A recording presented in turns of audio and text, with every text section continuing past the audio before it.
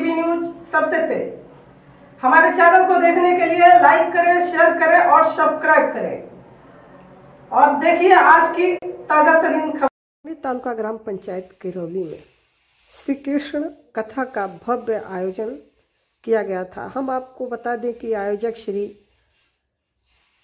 संजय बजागे साहब के द्वारा भव्य श्री कृष्ण कथा का आयोजन किया गया था, जहां पे आप देख सकते हैं कि हजारों के तादाद में लोग महाराज श्री जगन्नाथ जी को सुनने के लिए आए हुए थे और कालियाजा कीर्तन का सबने लाभ भी लिया महाप्रसाद के रूप में। तो चलिए हम आपको दिखाते हैं कि वहाँ पे भक्तगण की भीड़ लगी हुई थी महाराज जी को सुनने के लिए। तो आप देखिए और हम आपको सुनवाते हैं महाराज जी से कथा। मोक्ष मेल्यापाठी आमासी होईल की काय सांगू आपल्याला।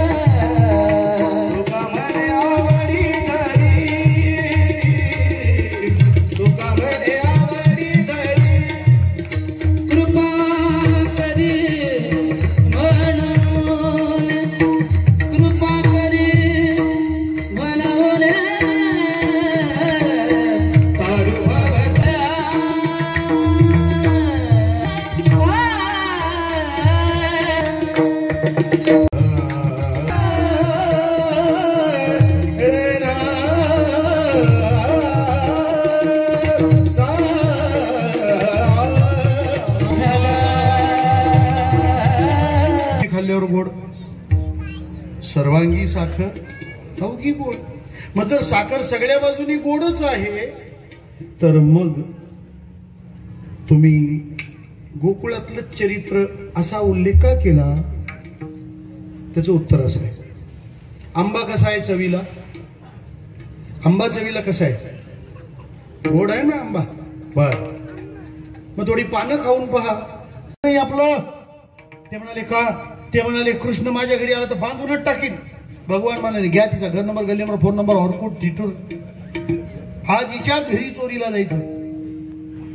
पेंडेल शेतलं पण ते आपण मुलुंडची तारीख घेतली त्याचं काय? नाही नाही नाही म्हणे ते सगळं रद्द, आता तिथंच केली तयारी। कृष्णाने सांगितलं आज कोणीच यायचं नाही, एकटाच जाऊन येतोय, वन मॅन आर्मी। कृष्ण एकटाच गेला, दही दूध तूप लोणी सगळं फस्त केलं आणि निघणार तेवढ्यात एक आठवण आली। काय? आपणच खाऊन गेलो, हिला काहीतरी हिंट काहीतरी खुंत सांगितली पाहिजे ना। आपण येऊन गेलो पहिले काहीतरी आयर दिल्यावर आपण आपलंच नाव लिहिलंय का नाही तपासूनच येतो का नाही? तो लिहिणारा एवढा लबाड, तो पुढं पानं लिहित जातो, मागचं एक पण फाडून टाकतो विठ्ठल।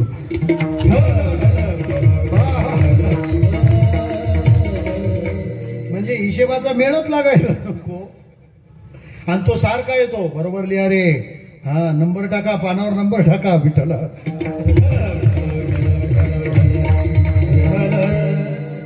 मीच केलंय ते। कृष्णाने काय केलं? ती गवळण बिचारी झोपली होती दिवसभर दमलेली कामं करून करून। हिने काय केलं माहिती? त्या गवळणीची वेणी आणि या गोपाळाची दाढी धरली, मारली गाठ, तिच्यावर एक मंत्र टाकला, नैनम छिंदंती शस्त्राणी नैनम दहती पाव। आणि बाहेरून अनाऊन्स केलं उद्या पहाटे 5:30 वाजता घरातून शिमग्याचं सॉंग निघणार आहे। लोककथेला बोलवावी लागतात, निमंत्रण करावं लागतं, तेव्हा 7:30 ते 9:30च्या कथेला ते 9-10 वाजले तरी येतच राहतात विठ्ठला।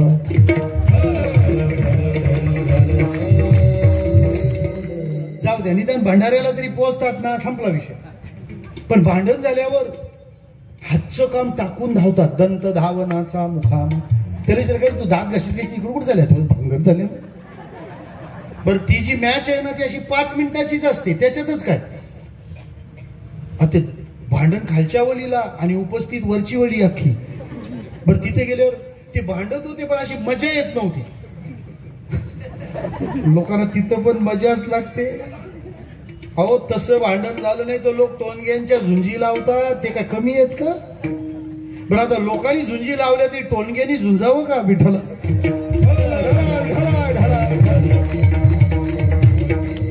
पण तरी झुंजणार टोनगेर ते विठ्ठला.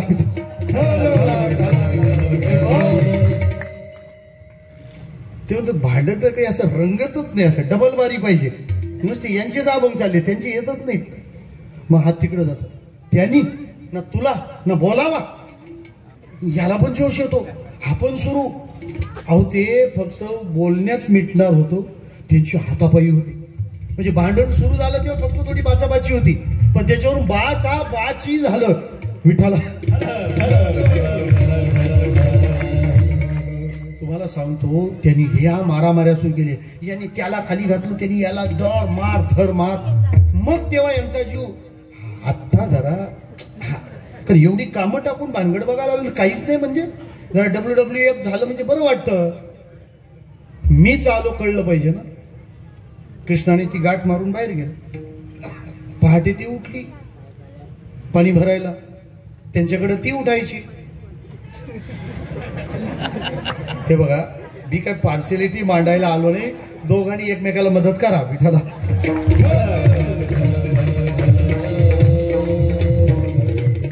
बरं ते नळवाल्यांना काय काम असतं काय माहिती? पहाटे 3लाच सोडतील, कधी दुपारी 2लाच सोडतील विठ्ठला. त्यांना मला विचार असं वाटतं, तुमचा मूर्त काढणारा भटजी तरी कोण विठ्ठल?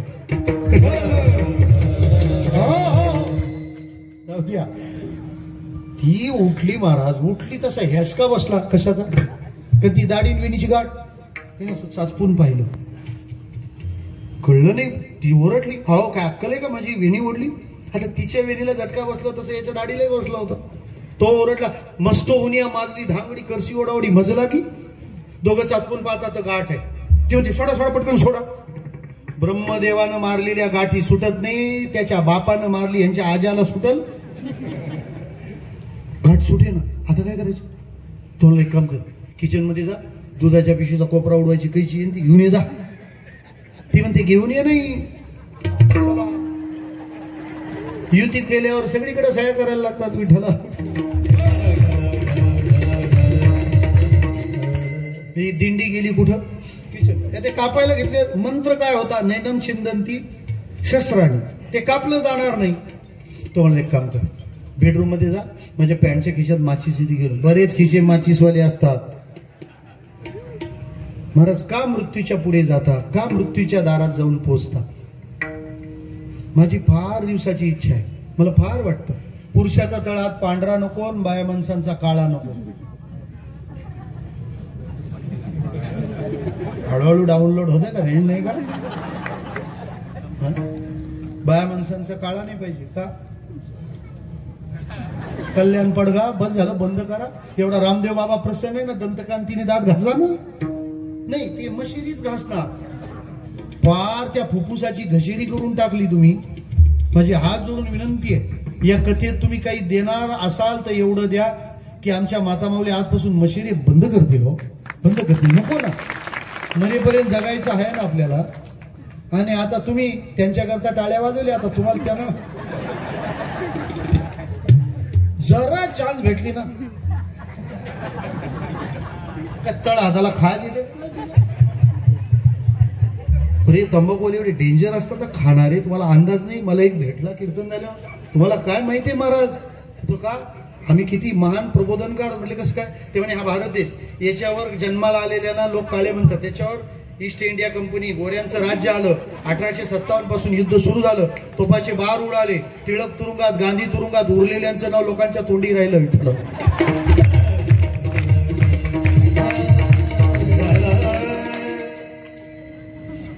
कराल ना असं? पुरुषांना विनंती आहे, तुम्ही तंबाखू खाऊ नका, कॅन्सरला निमंत्रण देऊ नका. आणि माता माऊल्यांनो, तुम्ही मशेरी घासू नका. हळूहळू सुरुवात करा. पाहिजे तर आधी भाकरी भाजताना घासायची बंद करा, म्हणजे मग नंतर हळूहळू बंद करा, म्हणजे भाकरी खाताना छान वाटेल विठ्ठला.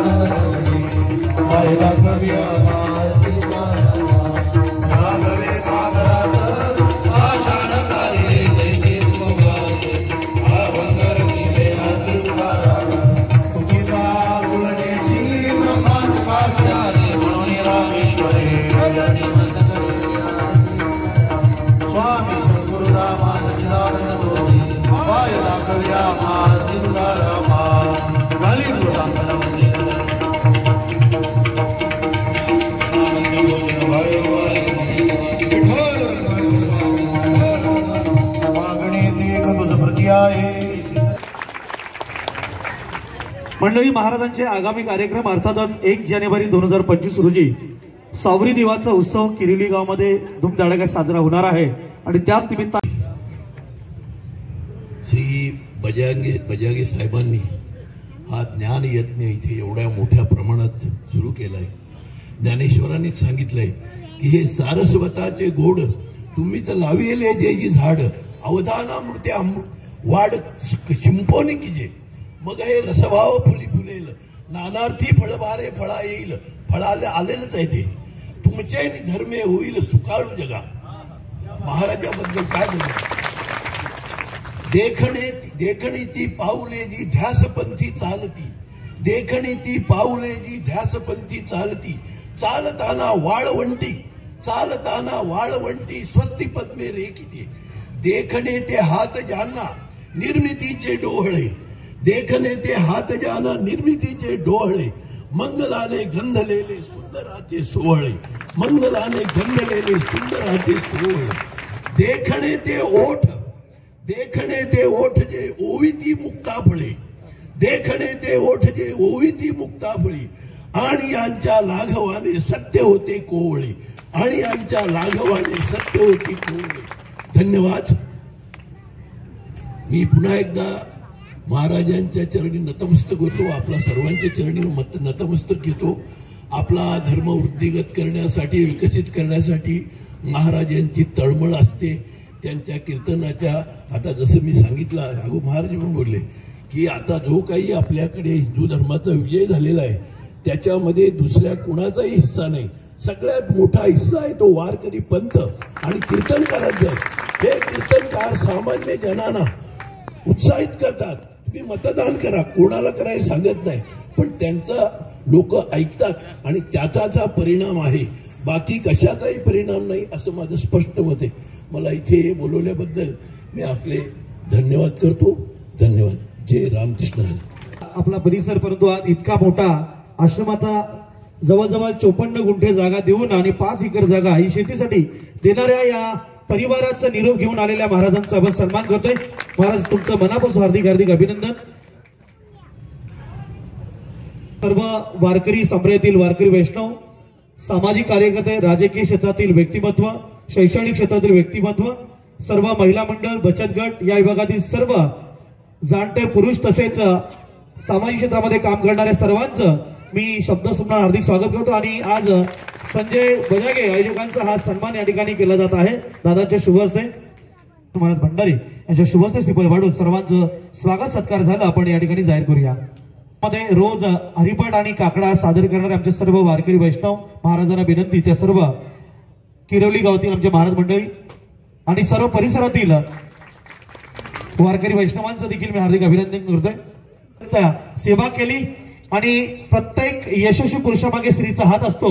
संजय बजागे यांच्या पाठीमागे वहिनींचा खूप मोठा वाटा आहे. अगदी संयमी एक सुद्धा शब्द त्यांच्या मुखातून मी ऐकलेला 8 दिवस इतक्या शांत स्वभावाच्या आणि संपूर्ण कथा आज संपन्न झालेली आहे.